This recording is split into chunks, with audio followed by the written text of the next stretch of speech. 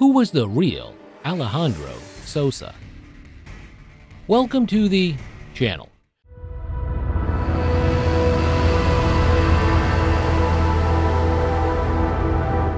Make sure to like, comment, and subscribe. Also, don't forget to follow us on all social media platforms. Link in description box. Remember Alejandro Sosa from Scarface? He was Tony Montana's main rival in the movie. He played a Bolivian landowner with connections to both the Bolivian and American administrations in the movie, and is the source of Tony's cocaine.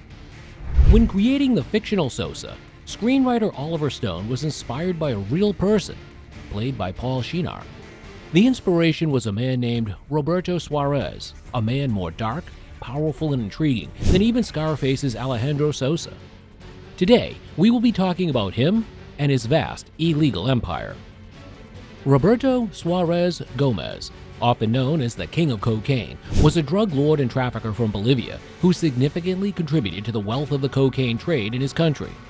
In his prime, Suarez earned $400 million a year, was the leader of the biggest drug ring in Bolivia, one of the main suppliers to the Medellin cartel, and was widely regarded as the largest cocaine producer in the world. He was born in 1932 to a wealthy family who acquired a sizable fortune trading livestock and rubber in the tropical Bangui region. Suarez was a descendant of the Suarez brothers, who were notable for growing the rubber trade worldwide, westernizing the Bolivian northern Amazon, and supporting the Calama Provincia alone during the Acre conflict with Brazil. In 1958, Suarez wed Ada Levy Martinez, and the couple had 4 children together. The relationship between the two people ended amicably once Levy learned that her partner was involved in the drug trade. The majority of information regarding his way of life was obtained from a book that was written by his wife named The King of Cocaine: My Life with Roberto Suarez and the Birth of the First Narco State. Suarez inherited stable business, however, was insufficient to satisfy his tremendous appetite. He wanted more money and wanted exciting adventures. He started to get involved in the cocaine trafficking in the mid-1970s and early 1980s when the cocaine trade in Bolivia was booming. During the 1960s, he started working as a smuggler. He quickly gained notoriety in the Bolivian cocaine trade, and by the 1970s, Pablo Escobar, the drug lord of Colombia, was receiving cocaine from him. The majority of the cocaine that reached the United States during that decade is said to have been supplied by Suarez Gomez, who continued to grow his activities throughout the 1980s. He claimed that he had earned $1 million within 7 months of entering the cocaine trade, and the wealth continued to grow after that point. His criminal history turned better when American upwardly mobile young professionals started turning to white powder as early as the 1970s. With wholesale black market rates in New York hovering above $60,000 per kilo, the raw ingredient, a paste manufactured from cocoa bush leaves, was in high demand. However, coca, a plant native to the lower Andes highlands, thrived poorly outside of his native Peru and Bolivia. Colombians, who had established themselves as the main force in the completed product's creation, required partners in cocoa-growing regions if they were to keep their laboratories open. Here comes the entry of Roberto Suarez. His ability was notable, and first in uniting the majority of his country's coca and cocaine manufacturers into one organization, which he named the Corporation, and which one author described as the General Motors of cocaine. It became a significant supplier to Colombia's so-called Medellin cartel. He began his career in the cocaine trade by forming a business partnership with Pablo Escobar. In fact, he had a large number of planes and used them to transport cocaine from the Bolivian Amazon to Colombia for $9,000 per kilogram. Secondly, Suarez took action to ensure that his business would be politically protected in the chaotic politics of South America's most unstable country. When one of the short-lived governments of the time, led by Bolivia's first female president, Lidia Guala, proved antagonistic to the drug trade, General Luis Garza Meza, who was also in charge of the army, started preparing for a coup. 3 weeks after Hernan Siles Zazo was elected president in 1980, Garza Meza ousted Guiller's successor. Suarez's cocaine mafia, Argentina's military dictatorship, and the CIA had all supported his coup. The first narco state in history was founded by this cunning plot. The U.S. Drug Enforcement Administration's, DEA, top agent in the area, Michael Levine, claimed to have invaded the Suarez organization previously and was being promised thousands of kilos of cocaine a month. However, the DEA had obstructed Levine's work, even going so far as to claim that its computers contained no information on Suarez, possibly under pressure from the CIA. Eventually, arrests were made, but the two important corporation leaders, at least one of whom had close ties to the CIA, was later freed. You could imagine how powerful and deep-rooted Suarez's empire.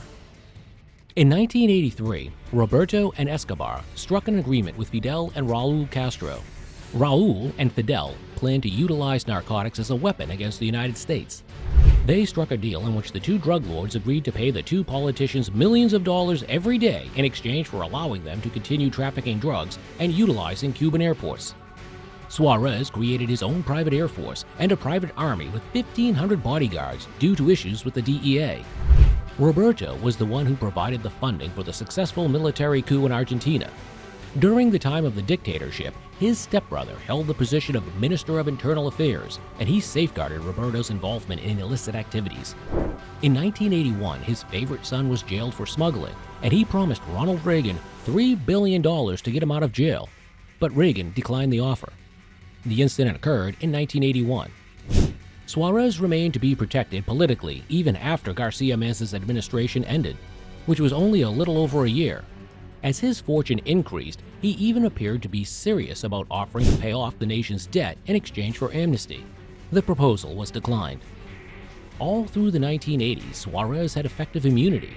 There is compelling evidence that he also interacted with the American intelligence community. During the Iran-Contra controversy, Lieutenant Colonel Oliver North of the United States National Security Council came up with the idea of selling cocaine to raise money for anti-Sandinistas Contra fighters in Nicaragua. Lieutenant Colonel North employed Suarez as a main supplier of cocaine. This plan was hatched during the Iran-Contra scandal. However, the political protection was ineffective in the long run. The operation that North was running was uncovered, peace was restored in Central America, and Garcia Meza was forced to flee. Eventually, Suarez became an embarrassment when civil democracy was established in Bolivia.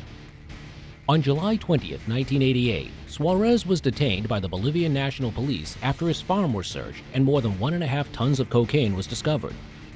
For drug trafficking, he received a 15-year term in the San Pedro prison, but he only spent 7.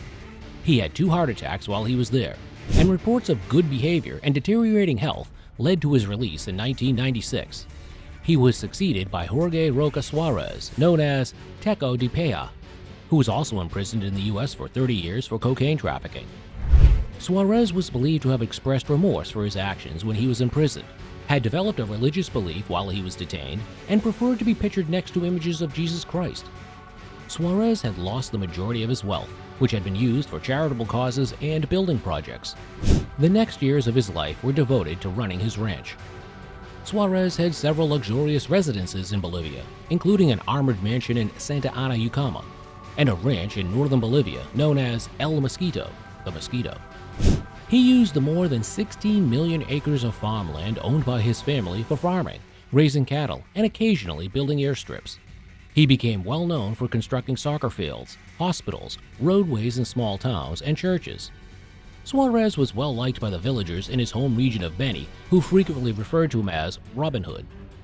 His Robin Hood persona became well known, and the Bolivian government and Roman Catholic Church offered him protection. His lawyer stated that he has 18 children from various marriages. On the evening of Thursday, July 20, 2000, Suarez passed away in Santa Cruz, Bolivia, as a result of a heart attack. In an interview with a television station that took place just a week before he passed away, Suarez expressed regret for his actions and said, "The worst mistake I ever made in my life was to have gotten involved in cocaine trafficking." His story ends with his death. Suarez was laid to rest in a tiny niche in Cochabamba. That's all we have for today's video. What aspect do you find more interesting in Roberto Suarez's life? Comment down below and make sure to subscribe to the channel. Thanks for watching.